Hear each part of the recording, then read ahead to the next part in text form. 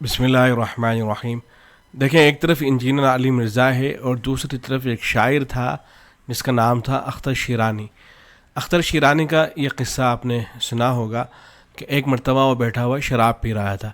کچھ نوجوان اس کے پاس بیٹھے ہوئے تھے، مختلف سوالات اس سے کر رہے تھے، بڑے بڑے شاعروں کے بارے میں پوچھ رہے تھے۔ ابھی تو شراب پیے ہوئے تھا، نشے کی حالت میں تھا، تو اس سے پوچھا جا رہا تھا کہ فراق گورکھ پوری کے بارے میں تم کیا کہتے ہو؟ تو وہ کہتا کہ اس کی کیا حیثیت ہے میرے سامنے۔ کبھی پوچھا جاتا کہ احمد ندیم قاسمی کے بارے میں کیا کہتے ہو؟ تو وہ کہتا ہے کہ بچہ ہے میرے سامنے، کوئی حیثیت ہی نہیں ہے اس کی۔ فیض احمد فیض کے بارے میں، یعنی بڑے بڑے شاعروں کا ذکر اس کے سامنے کیا جاتا ہے، تو جواب میں کہہ دیتا کہ کوئی حیثیت نہیں ہے ان سب کی۔ تو پھر بڑی بڑی شخصیات کے بارے میں پوچھا گیا کہ ارسطو کے بارے میں کیا کہتے ہو، فلاں بڑی شخصیت اس کے بارے میں کیا کہتے ہو؟ تو کہتا کہ کسی کی کوئی حیثیت نہیں تھی ہمارے سامنے۔ اس طرح کی وہ باتیں کر رہا تھا۔ اب ایسے میں کسی نوجوان نے، اور یہ سب کے سب نوجوان دہریہ ٹائپ کے نوجوان تھے سب کے سب، تو کسی نے نبی اکرم صلی اللہ علیہ وسلم کے بارے میں پوچھ لیا کہ تم نبی صلی اللہ علیہ وسلم کے بارے میں کیا رائے رکھتے ہو اور کیا تم سوچتے ہو؟ تو کہتے ہیں کہ اختر شیرانی جو نشے کی حالت میں تھا، اسے سوال سن کے اتنا غصہ آیا کہ اس کے سامنے جو شراب کا گلاس رکھا تھا اس نے وہی اٹھایا اور اٹھا کے سوال کرنے والے کے سر میں دے مارا، اور یہ کہنے لگا کہ تم دیکھتے نہیں ہو کس حالت میں بیٹھا ہوا ہوں، شراب کی حالت میں ہوں میں، اور تم چاہتے ہو کہ شراب کی حالت میں نبی اکرم صلی اللہ علیہ وسلم کا نام لوں۔ اور پھر اس کے بعد اختر شیرانی ساری رات روتا رہا اور یہ کہتا تھا کہ میں فاسق اور فاجر ضرور ہوں، لیکن یہ لوگ مجھے کافر بنا دینا چاہتے ہیں۔ بالکل یہ چاہتے ہیں کہ اس طرح کی گندی حالت میں نبی اکرم صلی اللہ علیہ وسلم کا نام لوں۔ تو دیکھیں، ایک تو عام آدمی ہے، شرابی ہے، شاعر ہے، جسے دین کے بارے میں اتنا کچھ علم نہیں ہے، زیادہ معلومات نہیں رکھتا ہے، نبی اکرم صلی اللہ علیہ وسلم کا مقام و مرتبہ کیا ہے اتنا زیادہ اس کو علم نہیں ہے۔ لیکن صورتحال کیا ہے؟ صورتحال یہ ہے کہ نبی اکرم صلی اللہ علیہ وسلم کا نام مبارک نشے کی حالت میں لینا پسند نہیں کر رہا ہے، نبی اکرم صلی اللہ علیہ وسلم سے محبت کا اظہار اس طرح سے کر رہا ہے کہ یہ کہتا ہے کہ یہ لوگ، میں فاسق اور فاجر ضرور ہوں لیکن مجھے کافر بنا دینا چاہتے ہیں، اسلام ہی مجھ سے چھین لینا چاہتے ہیں۔ تو ایک طرف تو یہ آدمی ہے اور دوسری طرف یہ آدمی ہے جو اس کا دعوے دار ہے کہ بڑا صاحب علم ہے، قرآن کا علم رکھتا ہے، احادیث کا علم رکھتا ہے، حوالے دکھاتا ہے، لیکن صورتحال کیا ہے؟ صورتحال یہ ہے کہ اسے اس بات کا خیال ہی نہیں ہے کہ نبی اکرم صلی اللہ علیہ وسلم کی جب بات آئے گی تو الفاظ کیسے استعمال کیے جائیں گے۔ یہ پہلا تو واقعہ نہیں ہے کہ اس طرح کا واقعہ پہلی مرتبہ پیش آیا ہو، اس سے پہلے اس آدمی کی ہسٹری رہی ہے۔ اس آدمی کی ہسٹری یہ رہی ہے کہ علماء کی جب بات آئے گی نہایت گھٹیا اور بیہودہ زبان استعمال کرے گا، اولیاء اللہ کی جب بات آئے گی نہایت گھٹیا اور بیہودہ زبان استعمال کرے گا۔ اور یہ آدمی یہیں پر نہیں رکا ہے بلکہ اس سے آگے بڑھ کر صحابہ کرام تک پہنچا، اور صحابہ کرام رضوان اللہ تعالی علیہم اجمعین کا نام لے کر ان کے حوالے سے انتہائی بیہودگی اس آدمی نے کی ہے، انتہائی بدتمیزی اس آدمی نے کی ہے۔ حضرت امیر معاویہ رضی اللہ تعالیٰ عنہ اور دوسرے صحابہ کرام کے حوالے سے اس نے جو ہے نہایت بیہودگی کا مظاہرہ کیا ہے۔ اب آدمی جب بدتمیز اور اس طرح سے بے لگام ہو جاتا ہے اور زبان گندی ہو جاتی ہے تو پھر وہ کہاں رکا کرتا ہے؟ پھر اس نے نبی اکرم صلی اللہ علیہ وسلم کی شان اقدس میں اس طرح کے الفاظ استعمال کرنے شروع کیے کہ کوئی مسلمان ان کا تصور نہیں کر سکتا ہے۔ اس نے حضور اکرم صلی اللہ علیہ وسلم کی سنت کے لیے، جو مرزا انجینئر علی مرزا ہے، نبی اکرم صلی اللہ علیہ وسلم کی سنت کے لیے فالتو کا لفظ استعمال کیا۔ فالتو کا لفظ ہمارے یہاں نگیٹو معنی میں استعمال ہوتا ہے، لیکن اس نے بطور فخر کے اس کو بیان کیا کہ جو سنتیں ہوتی ہیں تو فالتو ہی تو ہیں یہ۔ اس طرح کے الفاظ اس آدمی نے سنتوں کے لیے استعمال کیے، اور پھر نبی اکرم صلی اللہ علیہ وسلم کے لیے چھوکرے کا نعوذ باللہ اس نے لفظ استعمال کیا۔ اب جو ہے عیسائیوں کے حوالے سے اس نے یہ بات کہی ہے کہ عیسائی جو ہے نبی اکرم صلی اللہ علیہ وسلم کو نعوذ باللہ ثم نعوذ باللہ وہ دجال سمجھتے ہیں یا دجال کہتے ہیں۔ اس طرح کے الفاظ اس نے استعمال کیے۔ یعنی اس آدمی کو یہ پتہ، اولاً تو عیسائیوں کے یہاں یہ بات نہیں ہے، عیسائی نبی اکرم صلی اللہ علیہ، اس لیے کہ جب دجال کا لفظ بولا جاتا ہے تو اس سے یا تو دجالی ذہن میں آتا ہے یا کوئی اس طرح کی پرسنالٹی ذہن میں آتی ہے کہ جو بہت ہی دھوکے باز ہے، بہت ہی جھوٹ بولنے والا کذاب ہے، اس طرح کی پرسنالٹی۔ تو عیسائیوں کے حوالے سے جو بات کہی گئی ہے تو یہ بات صحیح ہے کہ عیسائی حضور صلی اللہ علیہ وسلم کو نہیں مانتے ہیں، لیکن جو نبی اکرم صلی اللہ علیہ وسلم کو نہیں مان رہا ہے تو اس کا مطلب یہ بھی تو نہیں ہوگا کہ وہ نبی اکرم صلی اللہ علیہ وسلم کی شان اقدس میں گستاخی بھی کر رہا ہے، آپ صلی اللہ علیہ وسلم کو نعوذ باللہ ثم نعوذ باللہ دجال سمجھ رہا ہے، یا نبی اکرم صلی اللہ علیہ وسلم کے لیے اور کوئی وہ بےہودگی کا مظاہرہ کر رہا ہے. ایسا تو نہیں ہو سکتا ہے. بلکہ اس کے برخلاف ہم یہ دیکھتے ہیں کہ تاریخ کے اندر بہت سے اشخاص، بہت سی شخصیتیں اس طرح کی گزری ہیں کہ جو عیسائی تھے، مذہب اسلام سے کوئی لینا دینا ان کا نہیں تھا، لیکن عیسائی ہونے کے باوجود بھی جب نبی اکرم صلی اللہ علیہ وسلم کی بات آئی ہے تو انہوں نے نبی اکرم صلی اللہ علیہ وسلم کا نام مبارک نہایت احترام کے ساتھ لیا ہے، اور صرف احترام کے ساتھ ہی نہیں لیا ہے بلکہ آپ صلی اللہ علیہ وسلم کے جو کارنامے ہیں ان کو فخریہ بیان کیا ہے. آپ صلی اللہ علیہ وسلم کا جو مقام ہے اس کو بیان کرنے کی کوشش کی ہے، غیروں نے شاعری میں بھی اس کو بیان کیا ہے. اور ویسے بھی جو ہے بڑے بڑے بادشاہ گزرے ہیں جو عیسائی تھے، انہوں نے یہ سب کہا ہے حضور صلی اللہ علیہ وسلم کے حوالے سے، لیکن یہ آدمی جو ہے اس طرح کی باتیں کر رہا ہے. یہاں دوسرے الفاظ بھی استعمال کیے جا سکتے تھے، دوسرا جملہ کوئی بولا جا سکتا تھا، لیکن اس طرح کے الفاظ آدمی اسی وقت ظاہر استعمال کر سکتا ہے جبکہ اس کی زبان اس کے قابو میں نہ ہو، یا یہ کہ وہ جو شخصیات ہیں ان کے بارے میں اس کو یہ پتہ نہ ہو کہ کس شخصیت کا کیا درجہ ہے. اور نبی اکرم جب آدمی چھوٹے لوگوں پہ تبصرہ کرنا شروع کر دیتا ہے تو پھر اسلام کے اندر جو سب سے مقدس اور معظم شخصیت ہے تو پھر اس پہ وہ اس طرح کی تبصرے کیوں نہیں کرے گا. اب بہرحال اس آدمی کو گرفتار کر لیا گیا ہے، جیل کے اندر ہے یہ، لیکن اس سے پہلے بھی گرفتار کیا گیا تھا. گرفتاریاں تو ہوتی اصل اس لیے ہیں کہ تاکہ اس طرح کے لوگوں کو پروٹیکشن فراہم کیا جائے، ان کی حفاظت کی جائے، اس لیے جو ہے اس طرح کے لوگوں کی حفاظت کی جاتی ہے.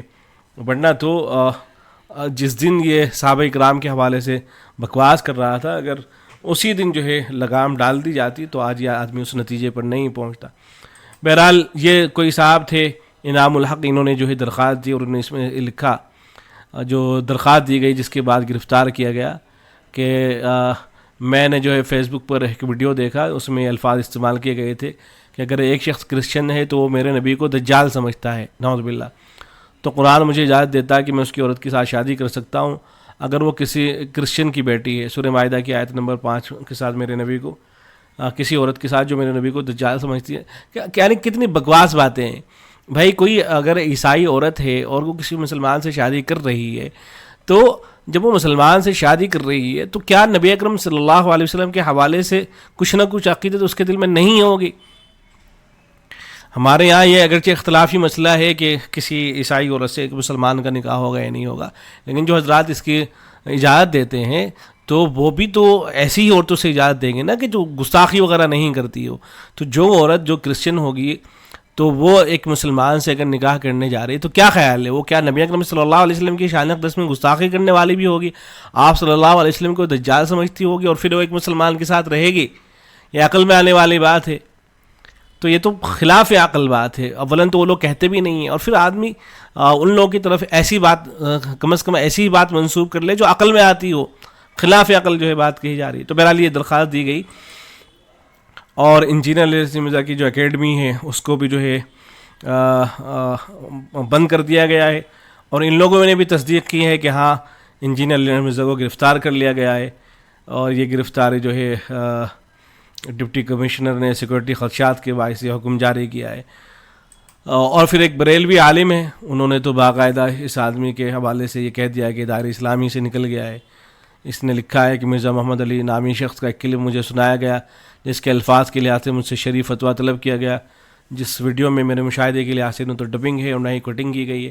اس کلپ میں مرزا جہلمی نے واضح طور پر خاتم النبیین حضرت محمد صلی اللہ علیہ وسلم کے بارے میں ایک لفظ بولا ہے جو رسول اکرم صلی اللہ علیہ وسلم کی 100% انتہائی بڑی توہین ہے. کوئی مسلمان جب حضرت محمد صلی اللہ علیہ وسلم کے بارے میں ایسا لفظ بولے اجتماعی طور پر وہ کافر اور مرتد ہو جاتا ہے.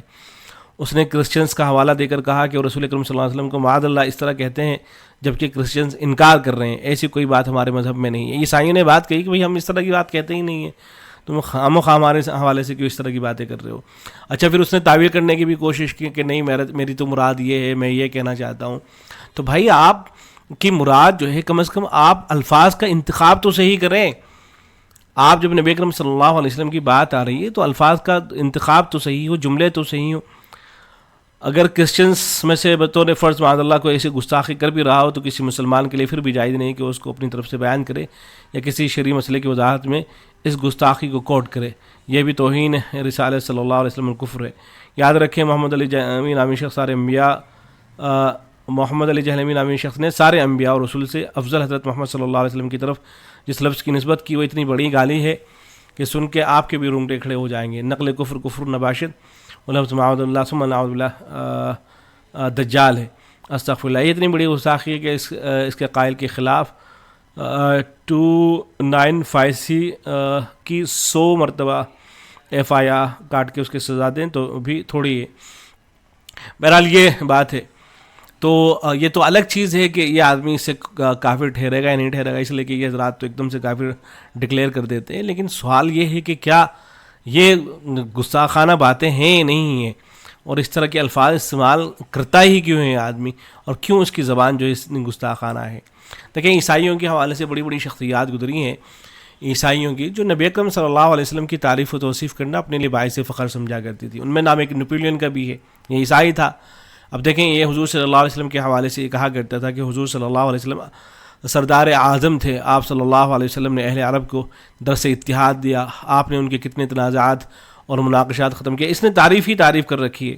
اور پھر لکھتا ہے کہ حضرت محمد صلی اللہ علیہ وسلم عظیم انسان تھے. جب آپ دنیا میں تشریف لائے اس وقت اہل عرب صدیوں سے خانہ جنگی میں مبتلا تھے. تو بہرحال عیسائیوں کا ایک بڑا شخص ہے جو حضور صلی اللہ علیہ وسلم کی تعریف کر رہا ہے، اور یہ طویل فہرست ہے. جارج برنارڈ شاہ تھا، وہ کہا کرتا تھا حضور صلی اللہ علیہ وسلم کو کہ آپ تو انسانیت کے نجات دہندہ تھے. کہتا تھا کہ میں اس نتیجے پر پہنچا ہوں کہ محمد صلی اللہ علیہ وسلم ایک عظیم ہستی اور صحیح معنوں میں انسانیت کے نجات دہندہ ہیں. تو ایسا ہو سکتا ہے کہ ایک عیسائی حضور صلی اللہ علیہ وسلم کو نہیں مان رہا ہے، وہ مذہب اسلام کو نہیں مان رہا ہے، لیکن اس کا مطلب یہ تو نہیں ہے کہ نعوذ باللہ نبی صلی اللہ علیہ وسلم کو نعوذ باللہ ثم نعوذ باللہ وہ دجال بھی سمجھ رہا ہے، بلکہ حضور صلی اللہ علیہ وسلم کو وہ عظیم ہستی سمجھ رہا ہے. حضور صلی اللہ علیہ وسلم کے حوالے سے وہ اچھے خیالات کا اظہار کر رہا ہے.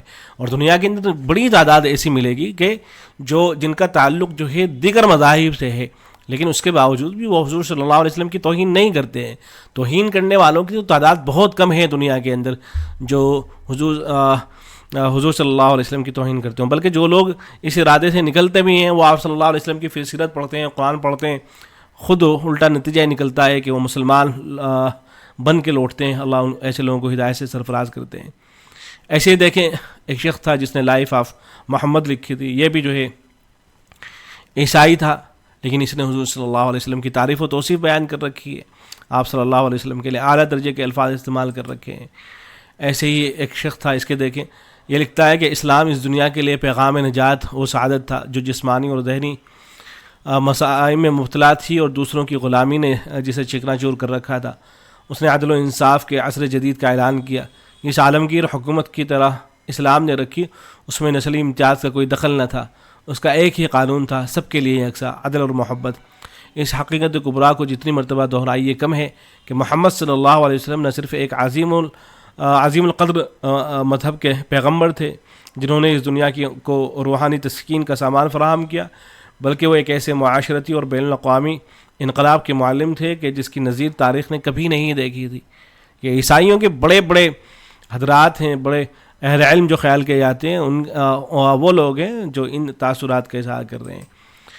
ایسے ہی ایک شخص ہے عیسائی ہے، یہ کہ لکھتا ہے کہ آپ کو 3 عظیم المثال صفات سے نوازا گیا تھا.